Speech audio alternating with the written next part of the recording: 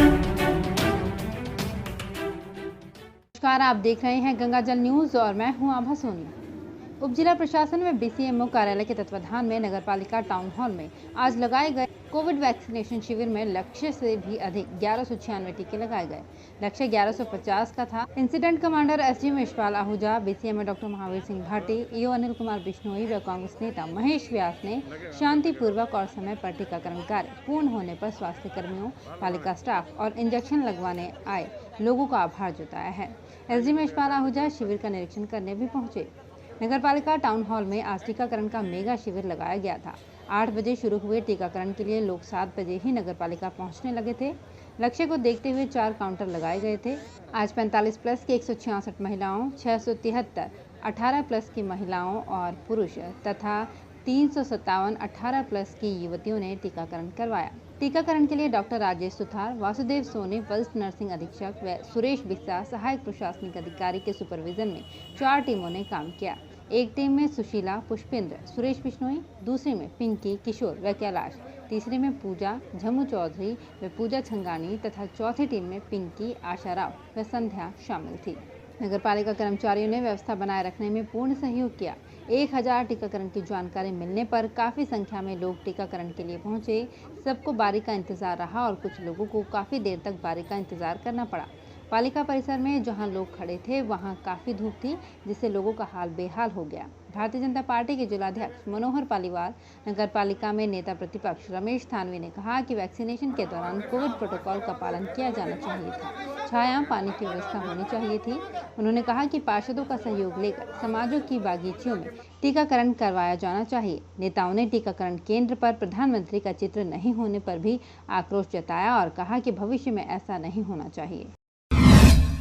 आज यहाँ पे 1150 18 प्लस के और 45 प्लस के जो टीके लगे और एक कैंपस में अगर नगर पालिका में पूरे के पूरे लगभग 2000 लोगों का टीकाकरण का अभियान जो पेपर से और अभी जो बताया गया है यहाँ से संपन्न हुआ। लेकिन जो महिलाएं और बुजुर्ग इस भयंकर गर्मी के अंतर्गत जो अव्यवस्था थी, उसके लिए मैंने हमारे प्रतिपक्ष नेता रामसार थानवी जी से भी पूछा भी क्या स्थिति है कि यहाँ पे घना धूप और छाया है। उन्होंने कहा हमें तो कोई जानकारी नहीं थी। तो एडमिनिस्ट्रेशन और यहाँ के चेयरमैन साहब उनको भी इस चीज़ का ध्यान रखना चाहिए कि जिस तरीके से अगर कोविड प्रोटोकॉल का भी पालन करना चाहिए, उनके जो धूप है और एक प्रॉपर व्यवस्था मैकेनिज्म के हिसाब से टीकाकरण होता तो ज़्यादा अच्छा रहता। और डिस्ट्रिक्ट एडमिनिस्ट्रेशन से मैं आगे आशा रखता हूँ कि प्रॉपर कोविड प्रोटोकॉल को पालन करते हुए और एक मैकेनिज्म के अंतर्गत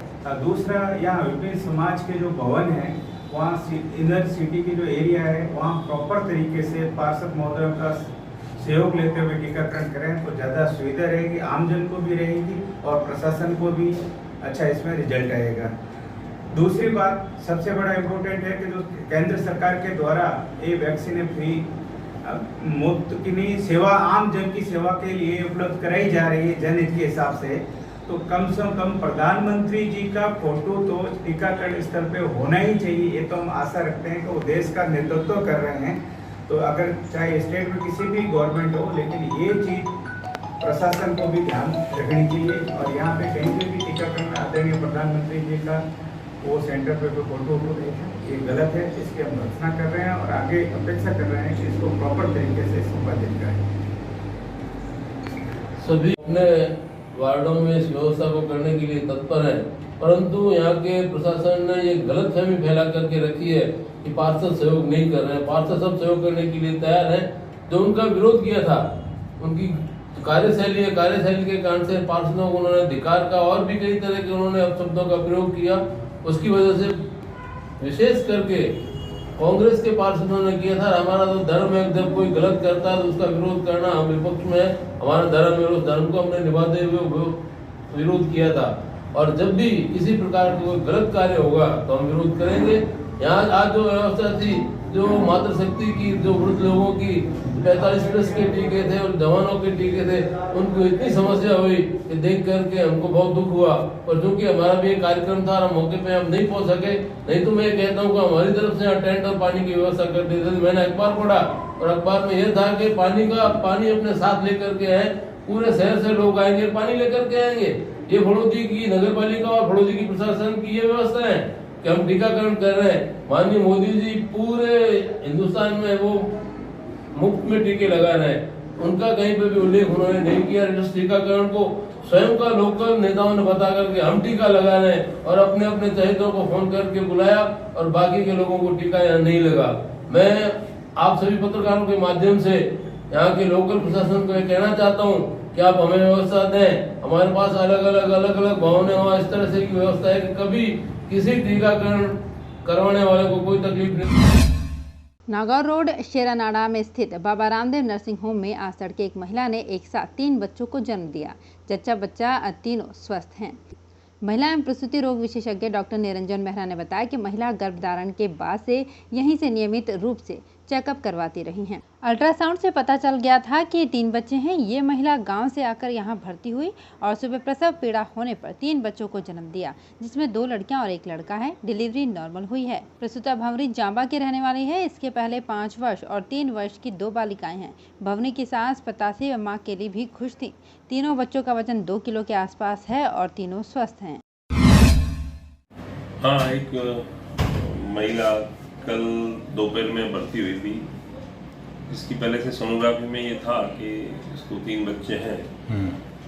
हल्के दर्द के साथ भर्ती किया गया था।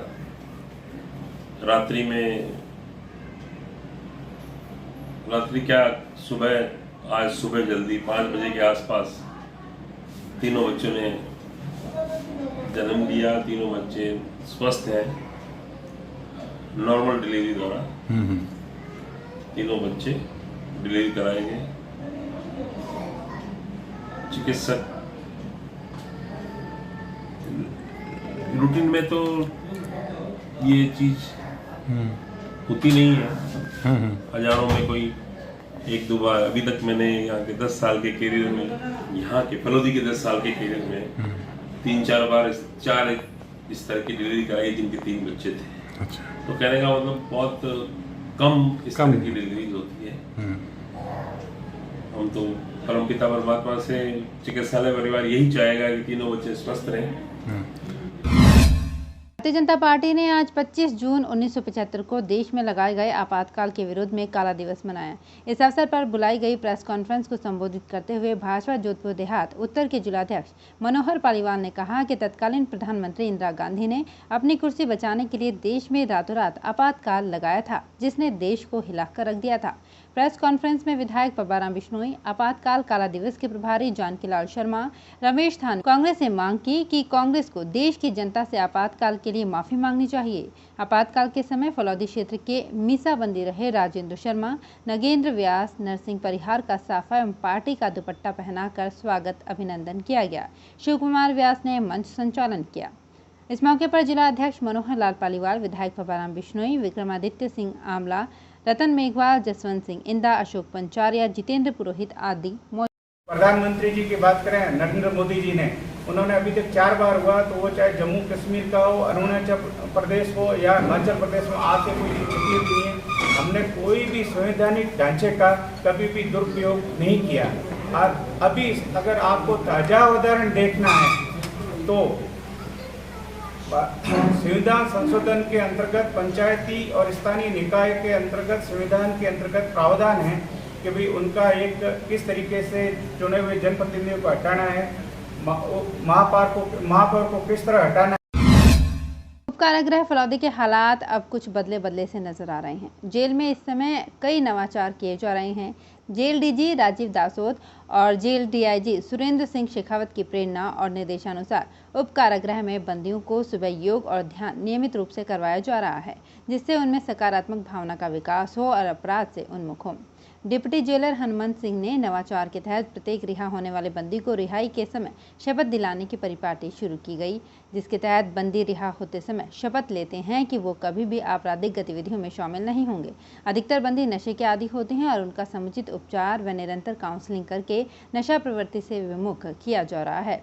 ऑपरेशन फ्लड के तहत नियमित सघन तलाशी ली जा रही है ताकि कारागृह में निषिद्ध सामग्री नहीं पहुंचे।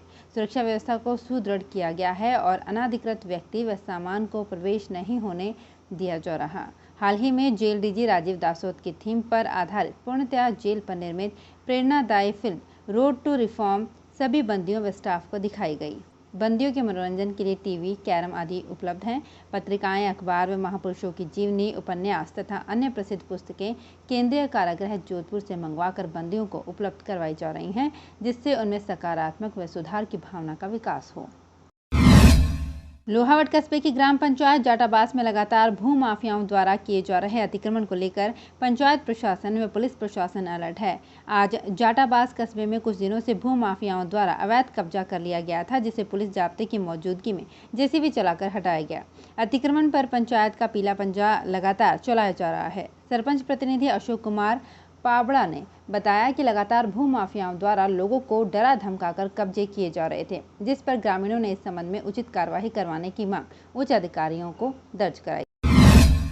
राजकीय बालिका उच्च माध्यमिक विद्यालय बाप के द्वितीय परिसर में आज विभिन्न किस्म के 25 पौधों का रोपण कर उनके सार संभाल की जिम्मेदारी ली गई। बीडीओ प्रदीप कुमार छंगाणी, प्रिंसिपल प्रतिभा सामोर ने विचार व्यक्त किए। इस अवसर पर सीमा जन कल्याण समिति फलौदी जिला उपाध्यक्ष अखिराज खत्री, मनोज पुरोहित, नंद किशोर तंवर आदि उपस्थित थे। गंगाजल न्यूज के साथ बने रहने के लिए धन्यवाद। और हाँ, अगर अभी तक आपने गंगाजल न्यूज़ को सब्सक्राइब नहीं किया है तो सब्सक्राइब कर लें, ताकि हर नई अपडेट हम आप तक पहुंचा सकें।